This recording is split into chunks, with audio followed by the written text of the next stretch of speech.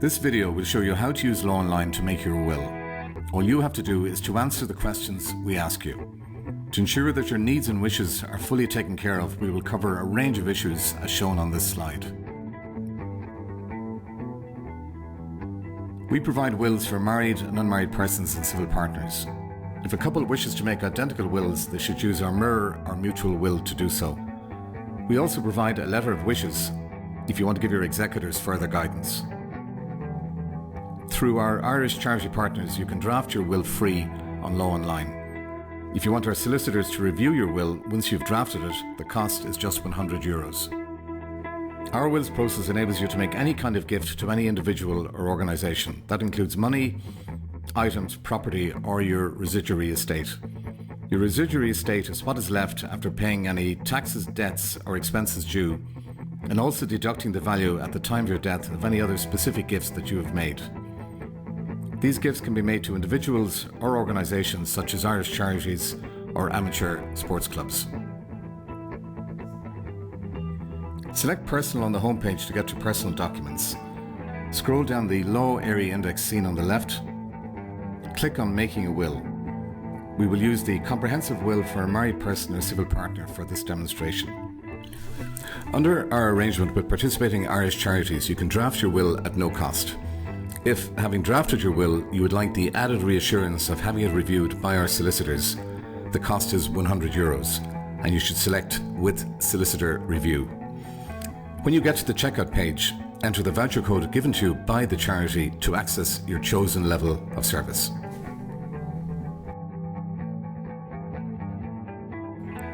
We can now begin drafting a will.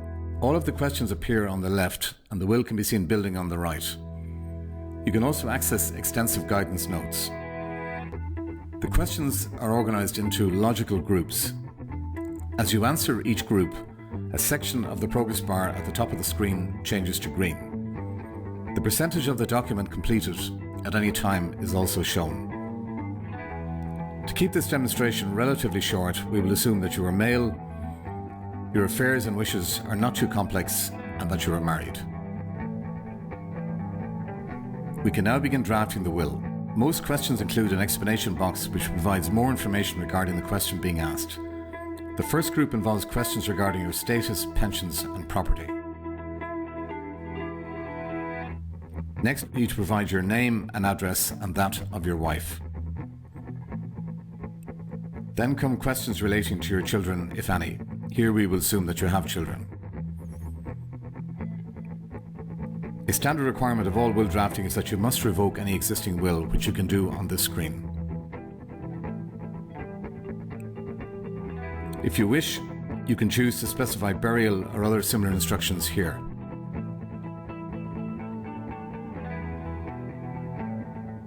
The next task is to appoint your executors. Here we opt to appoint your spouse together with a solicitor's firm. You can also choose to appoint substitute executors, but we decide not to. We then need to enter the name of the solicitor's firm that you've appointed, including their address.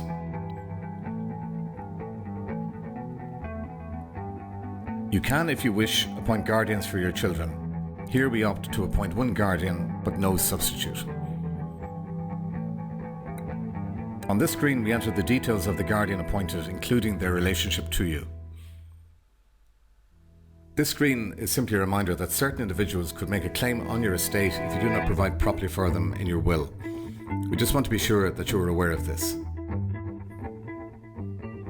Here you are given the opportunity to decide if you wish to make any specific gifts to individuals or organisations, for example, a charity or an amateur sports club.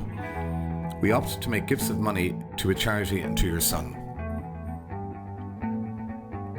Having opted to make a gift of money to a charity, we now need to enter the details of the charity and the amount of money that you are giving.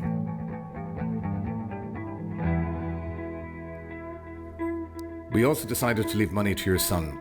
Here we need to provide the details and the amount.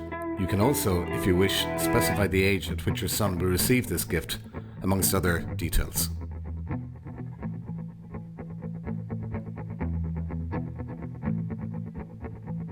You then need to decide who will get your remaining personal possessions, also referred to as chattels.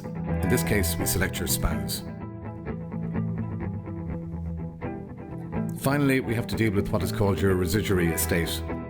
This is the value of what you own at your death after paying any taxes, debts or expenses that might be due, and after deducting the value of any gifts that you've made above. In this case, the gifts of money made to the charity and to your son are deducted. What is left is called your residuary estate.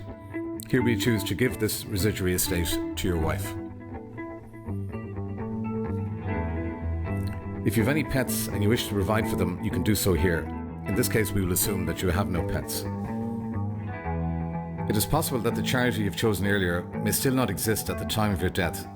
This screen allows you to give your executors permission to give the intended gift to another charity should that happen. If you've given a gift to a minor aged under 18 years, you can choose to let them have this gift before they reach this age or not, as the case may be.